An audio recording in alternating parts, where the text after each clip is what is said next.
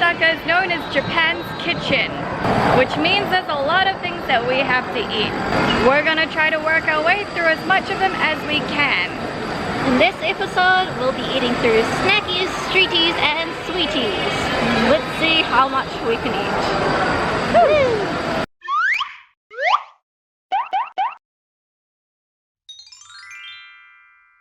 Osaka is very influenced by Korean and Chinese food. One of the things that we actually should try in Osaka is something called Butaman, which is steamed pork buns, influenced, of course, by Chinese steamed pork buns. There's one shop that's most famous, 551 Hodai. That's a chain. We're gonna try that, but first we're gonna try Futami no Butaman, which is supposedly even better than 551 Hodai. Let's go!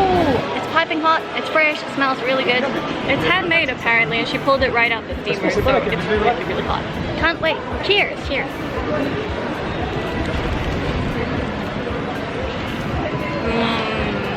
Even though the bread is quite thick, the middle is so flavorful. The bun is quite fluffy. It's a little bit dense, not as light as I'm expecting, But it soaks up a lot of the juices that come from the pork. the meat is so juicy. And I think what helps it is the shredded cabbage inside. Although it is very similar to the flavor of a Chinese bun with the pork and the cabbage and the seasonings, what makes it different is that it's got a lot more cabbage, so it's actually a lot sweeter. It tastes quite strongly of cooking wine. Quite umami, sweet and salty flavors. Simply, it's just really good.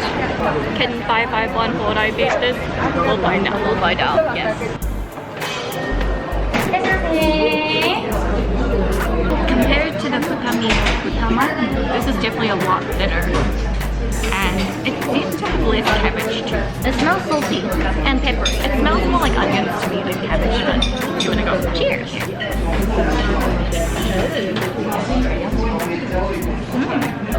For some reason, the filling is more gooey.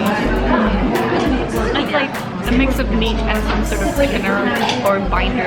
I'm actually pretty unsatisfied with this, even though it doesn't taste bad. If I had this first, I'd be pretty happy with it. But I can see why people like Futami no Butaman more. There's nothing wrong with this. There's plenty of filling, but it does seem a bit cheap, I'll be honest. But the bread is so lovely and fluffy. It's sweetened a little bit, which balances well with the saltiness. It's not bad, but it's not Butaman. This one is the chashu. Cheers.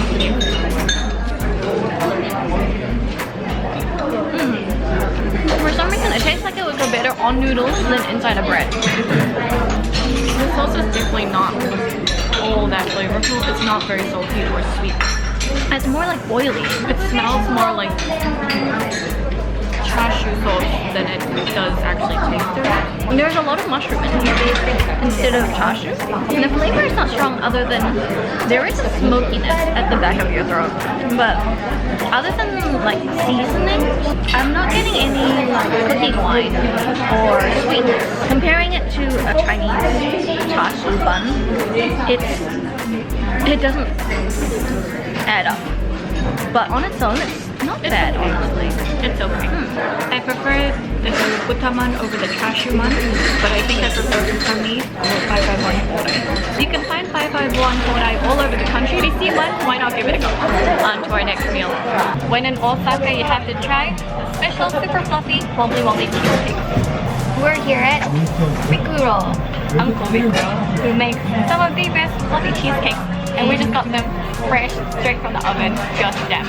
The Japanese style cheesecake is almost like a sponge cake. In this case, they put raisins on the bottom, which is special to Rikuro. Let's try it. Cheers! Cheers! It's not sweet. It's not that cheesy. It's like an omelet. It's more like a meringue. Not quite meringue. What is it called? Just a soufflé. Yeah, like a soufflé. It's not very cheesy, but It's mostly eggy. there's a hint of cheese, but not much. And it's light. I think this is one of those things that's best eaten straight fresh from the oven, or if you wanted to leave in the fridge overnight to become denser, but not when it's cooled down, that sort of in-between period of time. You know when you get frozen soap and then you kind of mush it? That's the feeling you get in your hands and your mouth.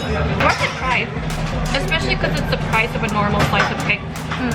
But yeah, we've already had cheesecake, and today's snack is cheesecake.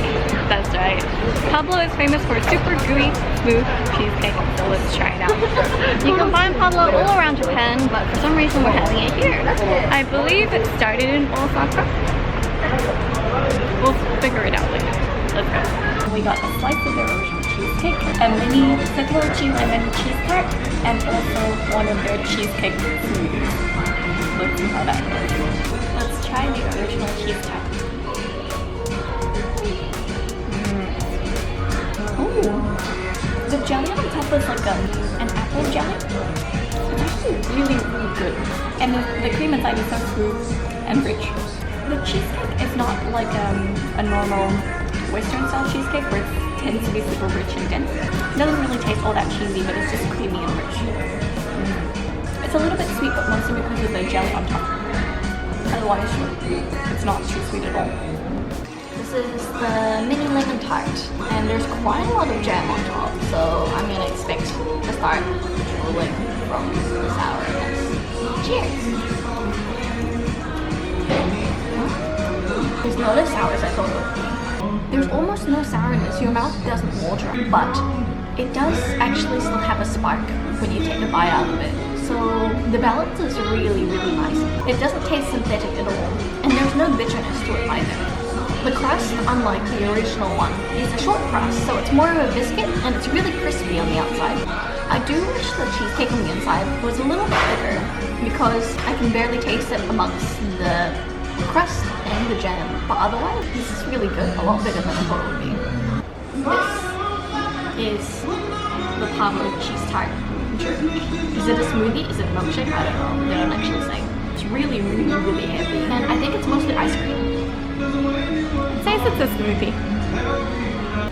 It just occurred to me that I don't actually know what the original one tastes like yet.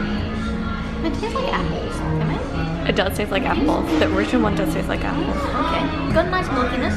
There's not really any cheesecake. I do get a little bit of texture. It could be from the crust, but otherwise, this one tastes really nice and not that sweet. It's a bit icy, but it does taste like the apples and the cheesy, the yogurty maybe. I don't know if it's because they call it a smoothie. I find it a little bit icy rather than the thick, sort of smooth, rich, really, really dense ice creamy milkshakes that I'm used to. But the saving grace is the cheese foam on top. It's delicious. Osaka is famous for its flower fruits, and guess which one is one of the most famous? Takoyaki. That's right.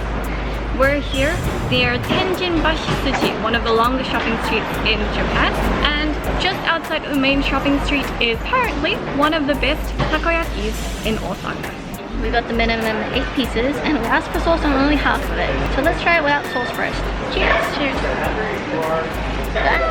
Sorry.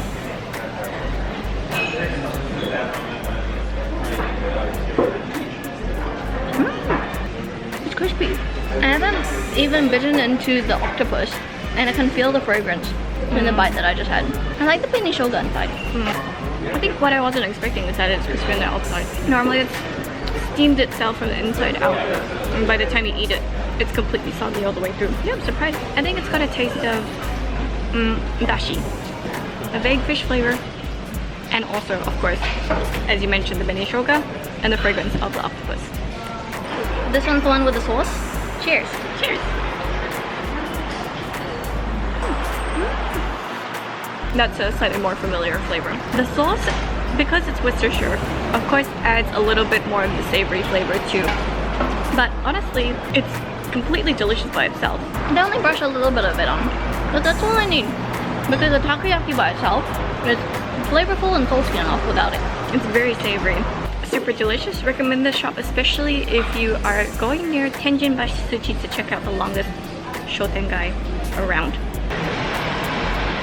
Delicious. Otherwise, you can find a lot of different takoyaki stands all around Osaka, with a lot of famous ones being located in the Namba area. However, as to where you can find this one stand, as well as everything else we ate in the video and all the information we mentioned, you can look in our article, which will be linked in the description below. As to where we are now, follow us on Instagram at TwinsTheEco. See you next time.